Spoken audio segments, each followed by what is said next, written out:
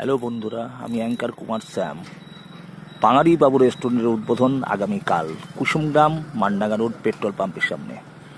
তো দেখতেই পাচ্ছ রেস্টুরেন্টের সুন্দর ছবি।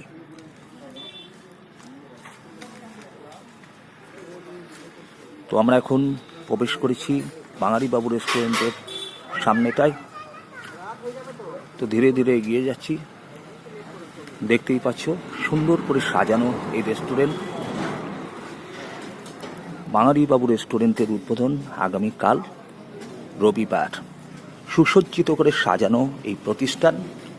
তো এখন ভিতরে ঢুকেছি, সারি সারি চেয়ার দেখতে পাচ্ছ, সুন্দর করে সাজানো ঝকমকে।